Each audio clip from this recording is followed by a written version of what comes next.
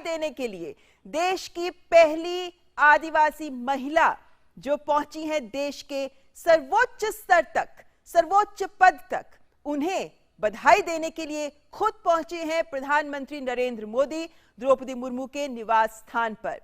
Bharatiya Janata party के साथ जुड़कर द्रौपदी मुर्मू ने जो राजनीतिक सफर शुरू किया था उसको तय करते हुए वो पार्षद से ऊपर उठी, विधायक और उसके बाद राज्यपाल बनी और उसके बाद आज वो राष्ट्रपति पद के लिए चुनी जा चुकी हैं। जीत हो गई है उनकी स्पष्ट। और ऐसे में प्रधानमंत्री नरेंद्र मोदी और भाजपा अध्यक्ष जेपी नड्डा इस वक्त यहाँ द्रौपदी मुर्मू के निवास स्थान पर जो उन्हें आवंटित किया गया है, प्रधानमंत्री नरेंद्र मोदी पहुंचे हैं उन्हें बधाई देने के लिए। शैलेंद्र, ये हमारे लोकतंत्र की ताकत दिखाता है कि किस तरीके से जमीन पर कार्य करने वाली एक महिला को सर्वोच्च पद मिला और ये पल वाकई अनूठा है। देश के प्रधानमंत्री खुद पहुंचे हैं उन्हें बधाई देने।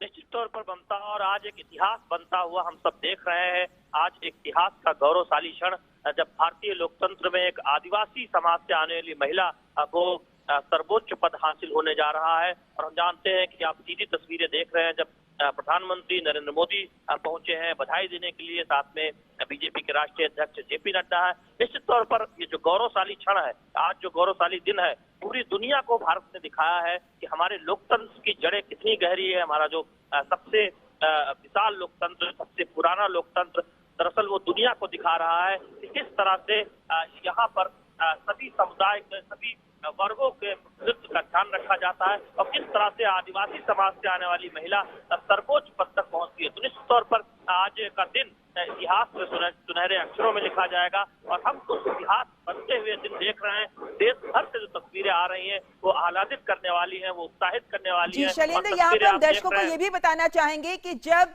राष्ट्रपति चुनाव के आंकड़े स्पष्ट हुए जिन्होंने ये दिखा दिया कि द्रौपदी मुर्मू ही अगली राष्ट्रपति हैं देश की बन रही हैं, उसके बाद पहली बार इन दृश्यों के माध्यम से द्रौपदी मुर्मू मीडिया के सामने आई हैं जब प्रधानमंत्री नरेंद्र मोदी खुद उन्हें बधाई देने पहुंचे हैं। और जैसा कहा जाता है अभी तक वो बीजेपी की थी लेकिन अब वो देश की राष्ट्रपति बनने जा रही हैं।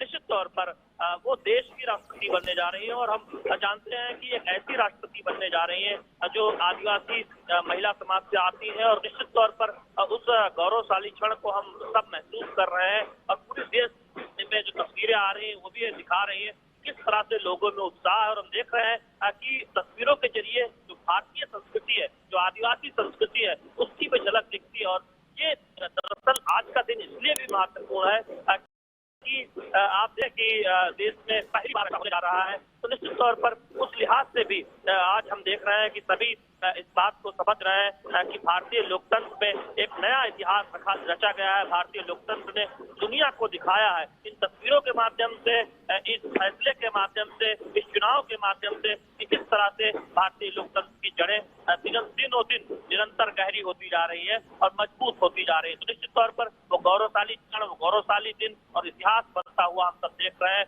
और उस इतिहास में जो तस्वीरें देश भर से आ रही है वो भी ये दिखाती है कि भारतीय समाज में, भारतीय लोकतंत्र में किस तरह से सभी को समाहित करने के, सभी को आगे बढ़ाने के, सभी को उच्च पदों तक ले जाने की क्षमता है और सबका साथ मिलता है, सबका समर्थन मिलता है। और हमने देखा कि न केवल एनडीए उम्मीदवार के तौर पर बल्कि एनडीए सहित तमाम दलों ने खुलकर समर्थन किया द्रौपदी मुर्मू का। और यही ताकत है हमारे लोकतंत्र की और यही ताकत है द्रौपदी मुर्मू जी के व्यक्तित्व की भी।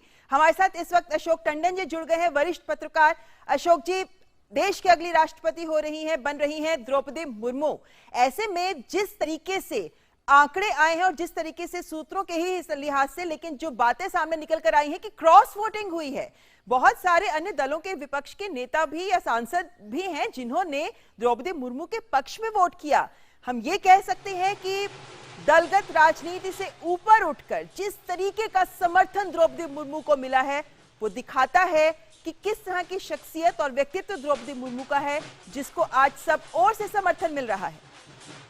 देखिए, उनकी जीत तो सुनिश्चित थी जी। इस चुनाव से पहले ये लगभग तय था कि एनडीए के उम्मीदवार द्रौपदी मुर्मू जीतने वाली हैं, द्रौपदी जी।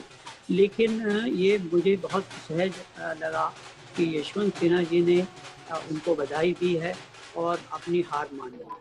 देखिए, यशवंत सिन्हा जी की हार तो उसी दिन सुनिश्चित हो गई थी जिस दिन पश्चिम बंगाल के मुख्यमंत्री ममता बनर्जी ने द्रौपदी मुर्मू के नामांकन पर ये कहा था कि अगर हमें पहले पता होता कि द्रौपदी मुर्मू ही एनडीए के उम्मीदवार होने जा रही हैं तो शायद हम अपना निर्णय बदलते। तो ये जो एक तथ्य सामने आया, इससे एक चीज स्पष्ट हो गई कि विपक्ष ने जो अपनी एकजुटता का प्रमाण देने के लिए यशवंत सिन्हा जी को खड़ा किया था, वो एकजुटता तो तितर बितर हो गई, तहस नहस हो गई। क्योंकि ममता बनर्जी के बयान के बाद लगातार हम देख रहे थे कितने ही क्षेत्रीय दल उनके समर्थन में आते गए और इसी कारण से उनकी जीत और ज्यादा सुनिश्चित हो गई। मेरा मानना है कि उनको 65% से ज्यादा मत मिलेंगे। लेकिन इस चुनाव में एक जो पर्दे के पीछे राजनीति हुई, मैं समझता हूँ उसकी चर्चा करनी बहुत आवश्यक है। ममता बनर्जी ने पहल करके एनडीए के उम्मीदवार से पहले विपक्ष का उम्मीदवार घोषित कर दिया और वो उन्होंने इसलिए किया कि वो शायद कांग्रेस के मुकाबले में एक विपक्षी एकता की पहल करना चाहते। ये आमतौर पर माना जाता है कि जो प्रमुख विपक्षी दल है जैसे कांग्रेस है, उसको ही पहल करके विपक्ष का उम्मीदवार तय करना चाहिए था। और आमतौर पर ये भी देखा गया है कि विपक्ष हमेशा अपना उम्मीदवार सत्ता पक्ष के उम्मीदवार के बाद तय करता है।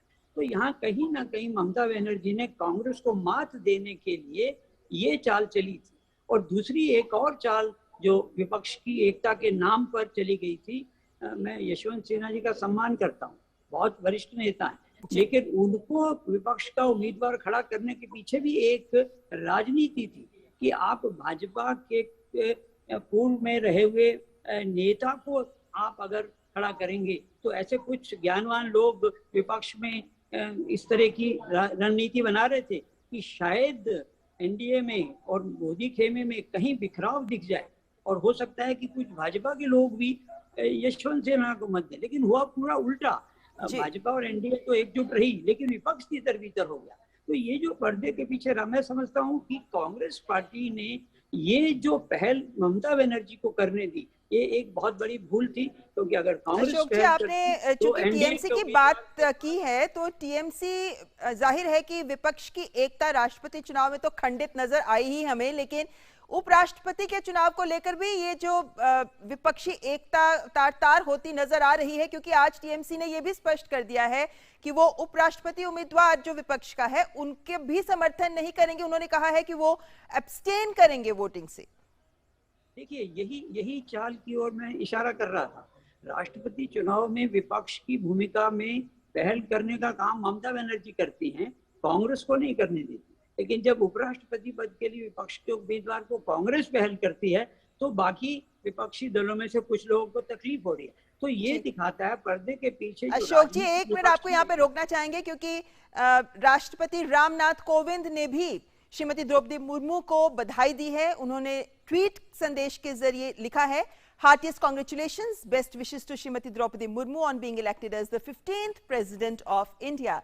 तो श्रीमती द्रौपदी मुर्मू जो देश की राष्ट्रपति बनने जा रही हैं, उन्हें वर्तमान में राष्ट्रपति श्री रामनाथ कोविंद जी ने उन्हें बधाई दी है। देश की 15वीं राष्ट्रपति बनने जा रही हैं वो, और इसे लेकर राष्ट्रपति रामनाथ कोविंद ने उन्हें बधाई दी है। तो जाहिर है अशोक जी की ये बधाइयों का सिलसिला शुरू हो गया है और लगातार सोशल मीडिया के माध्यम से और व्यक्तिगत रूप से भी द्रौपदी मुर्मू जी के पास जाकर बधाई दी जा रही है। प्रधानमंत्री नरेंद्र मोदी खुद पहुंचे हैं द्रौपदी मुर्मू जी के आवंटित निवास स्थान पर उन्हें बधाई देने के लिए। इसके लिए गर्व की बात है, भारत के लोकतंत्र के लिए गर्व की बात है, हमारे संसदीय लोकतंत्र की परिपक्वता का नमूना है। पूरी दुनिया देख रही है कि भारत जैसा लोकतंत्र पंक्ति में अंतिम अंत्योदय, देश की समाज की पंक्ति में अंतिम व्यक्ति को भी सर्वोच्च स्थान दे सकता है।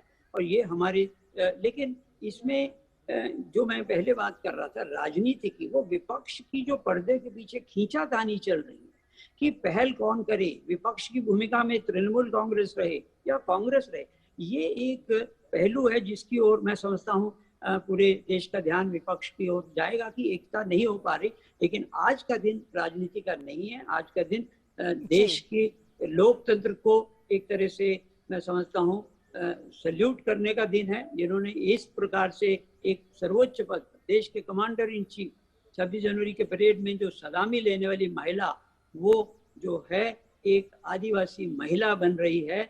ये भारत और भारतवासियों के लिए बहुत सौभाग्य की बात है और ये हमारे देश के लोकतंत्र की परिपक्वता का एक बहुत बड़ा उदाहरण है, जिस पर सबको गर्व होना चाहिए। जी अशोक जी, क्या हम ये भी कह सकते हैं कि जिस तरीके से द्रौपदी मुर्मू जी को राष्ट्रपति के उम्मीदवार के तौर पर बीजेपी सामने लेकर आई, उसके चलते हम ये भी मान सकते हैं कि ये भी एक तरह की सशक्त राजनीति का उदाहरण प्रस्तुत करता है कि एक ऐसे उम्मीदवार को सामने लाया जाए जिसको हर ओर से समर्थन मिल सके।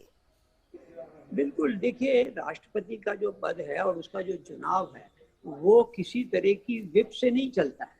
पार्टी की जो नेतृत्व का निर्णय, ये एक अंतरात्मा की आवाज से कोई भी व्यक्ति वोट दे सकता है। और आज हमने देखा कि कई ऐसे जिन दलों ने समर्थन किया तो किया है, लेकिन बहुत से ऐसे दल हैं, उसमें राष्ट्रीय दल भी शामिल है, जहां पर सांसदों या विधायकों ने पार्टी लाइन से हटकर एनडीए के उम्मीदवार को वोट दिया है। वो इसलिए कि समाज में जिस तरह से पिछड़ा वर्ग और बहुत ही निम्न वर्ग ये जिस तरह से वंचित रह रहा है, उसको किस तरह से हम मेन स्ट्रीम में लाएं, और जितनी भी नीतियां बन रही हैं